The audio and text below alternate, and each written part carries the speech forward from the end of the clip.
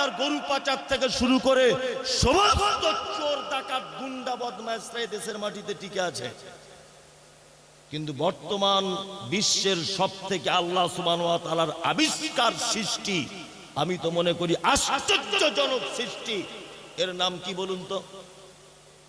সারা পৃথিবীর বর্তমানে আশ্চর্য সৃষ্টির নাম কি? Yes, doctor Zakir Naik.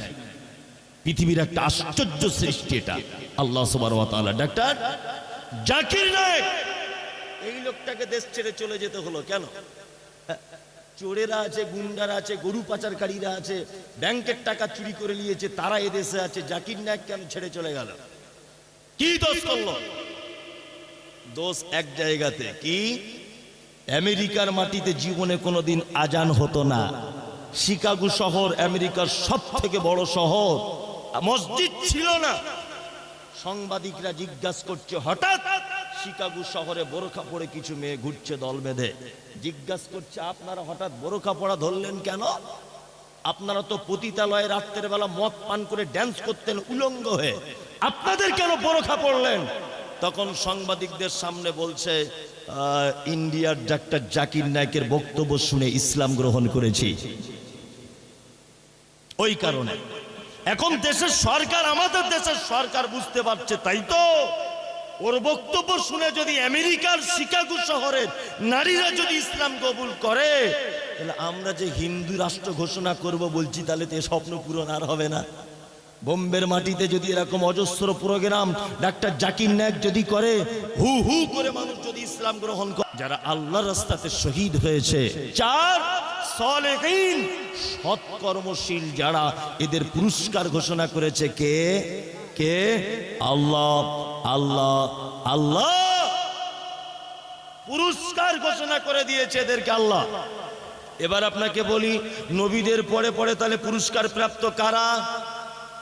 কারা? সাহাবীরা। সাহাবীরা, তাই তো? তাই আপনি একটা হাদিস এরকম দেখান যে হযরত আবু বকর আল্লাহর ওলি হতে গিয়ে 30 বছর জঙ্গলে বসেছিল, বিয়ে শাদী কিছু করেনি, মাথার চুল বড় বড় ছিল, হাতের নোকে ময়লা ভর্তি, মাথায় উকুন হয়ে গিয়েছিল। হযরত আবু বকরের এই রকম চরিত্র ছিল। একটা হাদিস দেখাতে পারবেন? পারবেন? পারবেন না। একটাও হাদিস দেখাতে পারবেন না। আল্লাহর ওলি তো আপনিও আল্লাহর ওলি। কে? আত্মীয়তার সম্পর্ক বজায় রাখুন, পিতামাতার সাথে সদ্ব্যবহার করুন, মানুষকে দেখলে সালাম করুন, গুণের হক বুঝে দেন, হালাল খাবেন, 5 ওয়াক্তের সালাত আদায় করবেন, রমজানের 1 মাস সিয়াম পালন করবেন, যাকাত ফরজ হয়ে গেলে দিয়ে দেবেন। আপনি আল্লাহর ওলি। ওলি মানে বন্ধু, ওলি মানে বন্ধু। এই কাজগুলো যারা করবে তারা আল্লাহর বন্ধু হতে পারবে কি পারবে না? পারবে? পারবে। আল্লাহ তাআলা একেবারে নাকচ করে দিয়ে বলছেন, ওয়ালা তাত্তাবিউ, আল্লাহ ছাড়া কোনো অভিভাবকের আনুগত্য করা চলবে কে না। আর অন্যদিকে কি বলা হচ্ছে? আতিউল্লাহ ওয়া আতিউর রাসূল, তোমরা আল্লাহ এবং তার রাসূলের আনুগত্য করো। কি বলছি বুঝতে পারছেন না? সেদিন জানাজা পড়তে গেলাম, একটা লোক জোরে জোরে বলছে মাইয়েতের উদ্দেশ্যে, সবাই বলুন, মিনহা খালাকনাকুম ওয়া ফিহা নুঈদুকুম ওয়া মিনহা নুখরিজুকুম তারাতান উখরা। আমি বললাম, চাচা দোয়া কোথায় পেলে? চাচা দোয়া কোথায় পেলে? বলছে, তোমাদের যত বড় বড় ফটো, এটা কোরআন মাজিদের আয়াত, এটা বললে অসুবিধা কি আছে? হ্যাঁ, তোমাদের ফতোয়া দেওয়ার জায়গা পাও না? আইলাম, চাচা তাহলে এক কাজ করো, রুকুতে গিয়ে কি দোয়া বলে নামাজে? তা বলছে সুবহান রাব্বিয়াল আযীম। তাহলে আজকে ওইটা বাদ দিয়ে, কোরআন তো ভালো জিনিস, কুল হু সূরাটা বলো 3 বার, দেখি তোমার নামাজ কেমন করে হয়। রুকুতে গিয়ে 3 বার কুল হু সূরাটা বলো, সূরা ইখলাস। সেজদাতে গিয়ে কি বলো চাচা? বলছে সুবহান রাব্বিয়াল আলা। মানে ইন্না আতাইনাটা 3 বার বলো। এই নামাজ হবে? হবে? এটাও তো কোরআন। এটা কি কোরআন? মানে বেশি বুঝলে যা হয়। আমি মাঝে সাঝে একটা গল্প বলি, লোক খুব হাসে, আসলে গল্পের ভিতরে জ্ঞানও আছে। একটা লোকের চোখের সমস্যা, বুঝলেন? কিসের? চোখের সমস্যা। তা লোকটা এখন গেছে কোনো একটা ফার্মেসিতে ডাক্তার দেখাতে।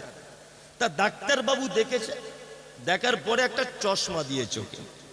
তা লোকটা তো লেখাপড়া জানে না, তা প্রেসক্রিপশনটা নিয়ে কোনো আর একটা চশমার দোকানে গেছে, গিয়ে বলছে ভাই আমাকে একটা চশমা দেন তো। তা ফার্মেসিওয়ালা চশমার দোকানদার বলছে ভাই এই চশমা যেটা আপনার লেখা আছে এটা 50 পাওয়ারের চশমা। তা বলছে ভাই দাম কত? বলছে 50 টাকা।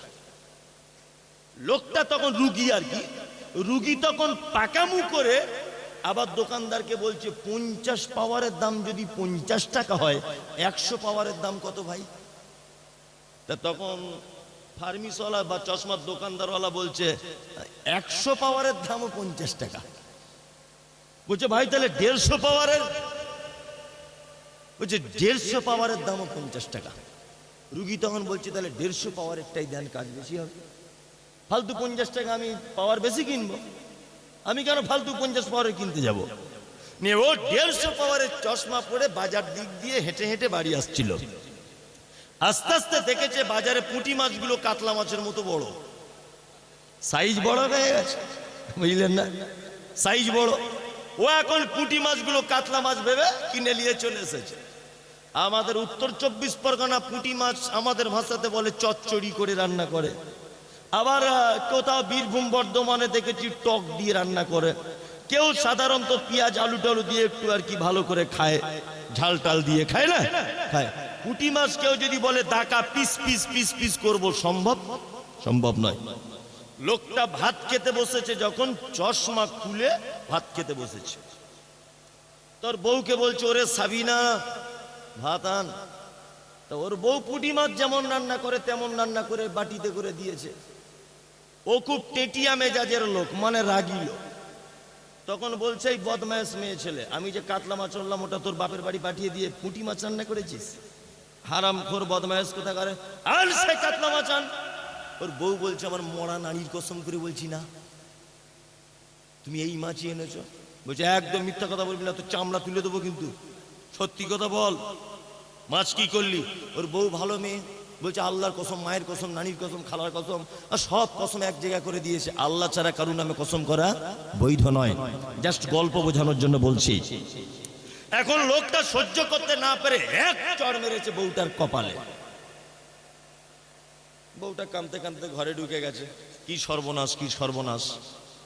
তারপরের দিন লোকটা আবার বাজার থেকে একই কেস, পরের দিন আবার মার খেয়েছে বউটা মোটামুটি 1.5-2 ঘন্টা ধরে দরজা লাগিয়ে করে কাঁদছে। এখন লোকটা মনে মনে ভাবছে আমার বউ আজকে প্রায় 15 বছর বিয়ে করেছি, জীবনে কোনোদিন কাঁদেনি, ওকে এত ভালোবাসি, ও আজকে কেন এত কান্না কাঁদছে? আর ওকে আমি বা মারলামই কেন? আমি তো নিজেই বুঝতে পারছি না কেন মেরেছি, ওকে মারছেই বা কেন? তখন লোকটা ভাবছে মনে হচ্ছে শালা চশমার কোনো প্রবলেম, এই চশমা পরেই মনে হচ্ছে ভুল বোঝাবুঝি কিছু একটা হচ্ছে। লোকটা আবার ওই চশমা নিয়ে যে ডাক্তার দেখিয়েছিল ওই ডাক্তারের কাছে গেছে। ডাক্তার বলছে কি হলো ভাই? বলছে ভাই সর্বনাশ, তোমার চশমা পরে তো আমার বউ মার খেয়ে খেয়ে জীবন যাচ্ছে। কি সর্বনাশ করলে ভাই, কি সর্বনাশ করলে? তখন ডাক্তার বলছে দেখি ভাই চশমাটা ডাক্তারবাবু চোখি দিয়ে বা মেশিন দিয়ে দেখে বলছে ভাই আমি তো প্রেসক্রিপশনের সঙ্গে মিলিয়ে বলছে আমি তো ভাই এই চশমা লিখিনি, আমি তো 50 পাওয়ারের লিখেছি। রুগী তখন বলছে কেন 50 পাওয়ারের দামও 50 আর 150 পাওয়ারের দামও 50, ওই জন্য আমি বেশি কাজ হবে বলে 150 পাওয়ারেরটা নিয়েছি, ক্ষতি কি? তখন ডাক্তার বাবু বলছে শোনো, তুমি এই চশমা 2 দিন পরে থাকলে তোমার বউ তালাক হয়ে যেত। এতে 2 দিন সময় মার খেয়েছে আর মোটেই টিকতে পারতো না। কি বলছে বুঝতে পারছেন?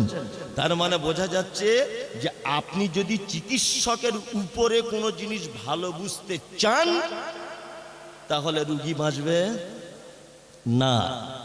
মুহাম্মদ সাল্লাল্লাহু আলাইহি ওয়াসাল্লাম যে জায়গায় যে কথা বলেছেন ওই কথাই বলা লাগবে। আপনি যদি উল্টো করে যদি ধরেন তাহলে সেটা চলবে না, বিসমিল্লাহ বলে মাটি দিতে হবে। চাচাকে বলছি বিসমিল্লাহ বলে দাও। মিনহা খালাকনাকুম ওয়া ফিহা নুঈদুকুম ওয়া মিনহা নুখরিজুকুম তারাতান উখরা। এটা তো সহিহ হাদিস থেকে আল্লাহ রাসূলের কোন রওয়ায়াত এরকম পাওয়া যায় না। চাচা বাতিল করে দাও, বলছে চলবে না।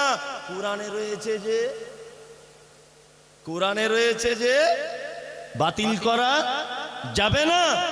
বিনীত অনুরোধ আপনার কাছে, আপনি আমার দ্বীনী ভাই। আল্লাহ তাআলা বলেন লাকাদ কানা লাকুম ফি রাসূলিল্লাহি উসওয়াতুন হাসানা।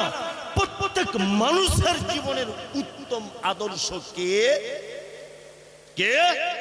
মুহাম্মদ সাল্লাল্লাহু আলাইহি ওয়াসাল্লাম। আল্লাহ তো এই কথা বললেন না, লাকাদ কানা লাকুম ফি হুজুরিন উসওয়াতুন হাসানা। তোমাদের জন্য উত্তম আদর্শ হলো তোমাদের হুজুর। লাকাদ কানা লাকুম ফি পীর সাহেব উসওয়াতুন হাসানা।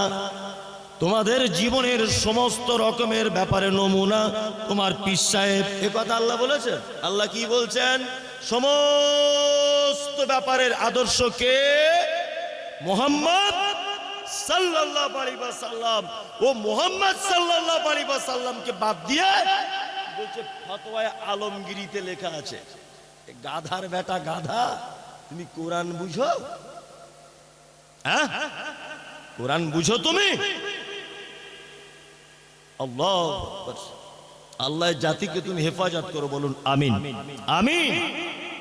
আল্লাহ তাআলা তারপরে আবার বলছেন ওয়াকাম মিন কারিয়াতিন আহলাকনাহা ফাজাআহা বাসুনা বায়াতান আও হুম কাইলুন। আল্লাহ সুবহানাহু ওয়া তাআলা বলছেন কত জনপদকে আমি ধ্বংস করে দিয়েছি, ফলে আমার শাস্তি তাদের উপর রাত্রিকালে ঘুমন্ত অবস্থায় এবং দুপুর বেলাতে এসেছে। শুনুন, একটা কথা বলে রাখছি, সারা পৃথিবীতে যত বিপর্যয়, যত দুঃখ কষ্ট অশান্তি, আমি স্টেজে ওঠার আগে একজন মানুষ আমাকে বলেছে, মমতাজুল সাহেব আপনি দয়া করে দুই চারটে কথা বলবেন যে বর্তমান মুসলমানদের এই অবস্থা কেন, দুই এইখান থেকে বাঁচার রাস্তা কি, এখান থেকে আমরা কি করে বাঁচবো, এই দুটো পথ আপনি দয়া করে বলে দিয়ে তবে আজকে যাবেন। আমাকে ঘরে খেতে খেতে কথা বলেছেন।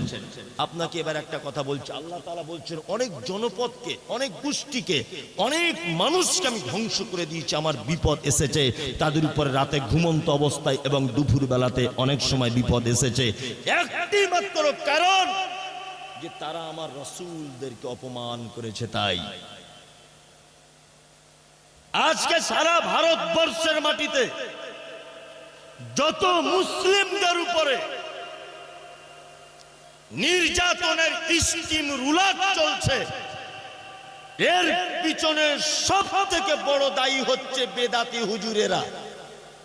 যদি বলছেন কেন, এরা মুহাম্মদ সাল্লাল্লাহু আলাইহি ওয়াসাল্লামের সহিহ হাদিসকে অপমান করে সমাজে নিজেদের মতকে প্রতিষ্ঠা করছে, এই কারণে যত রকমের বিপদ। আল্লাহ তাআলা বলছেন, কি বলছেন পবিত্র আল কোরআনে, যে তোমরা অপেক্ষা করো, ফাতারাব্বাসু হাত্তা ইয়াতি আল্লাহু বিআমরিহি। যারা আমার রাসূলকে অপেক্ষা করেছে, যারা আল্লাহকে উপেক্ষা করেছে, ফাতারাব্বাসু তারা যেন অপেক্ষা করে, হাত্তা ইয়াতি আল্লাহু বিআমরিহি, আমার হুকুমের অপেক্ষা, অর্থাৎ আমার আযাব আসার অপেক্ষা যেন তারা করে। সারা পৃথিবীতে নবীদেরকে যারা অপমান করেছে তারা কেউ বেঁচে থাকতে পারে নি? বেঁচে থাকতে পেরেছে? পারেনি। মুসার বিপক্ষে ছিল নাম তার ফিরআউন, পানিতে চুবিয়ে তাকে শেষ করা হয়েছে। ইব্রাহিম বিপক্ষে ছিল কে? নমরুদ, নাকে মোসাদ হয়ে জুতোর বাড়ি খেয়ে তাকে পৃথিবী থেকে চলে যেতে হয়েছে। টিকতে পেরেছে? টিকতে পারেনি। আজও পর্যন্ত যারা নবীদের বিপক্ষে কথা বলেছে পৃথিবীর মাটিতে কেউ টিকতে পারে নি। আপনাদের সঙ্গে এবার আমার সামাজিক দুই চারটে কথা, যে বর্তমান মুসলমানদের উপরে এত অত্যাচার কেন। প্রথম নম্বর কথা জেনে রাখুন, এক, আপনারা ডিসকভারি চ্যানেল দেখেন, টিভিতে দেখেন, দেখেন ওখানে কিন্তু নায়ক নায়িকাদের দেখানো হয় না, হয়? ওখানে কাদের দেখানো হয়? বাঘ, হল্লুক, হাতি, সিংহ, এদেরকে দেখানো হয়। দেখানো হয় না? দেখানো হয়। আচ্ছা বলুন তো, বাঘ মাংস খেতে পছন্দ করে না সবুজ ঘাস খেতে পছন্দ করে? মাংস। এবার আপনাকে বলছি, জঙ্গলে গরু থাকে,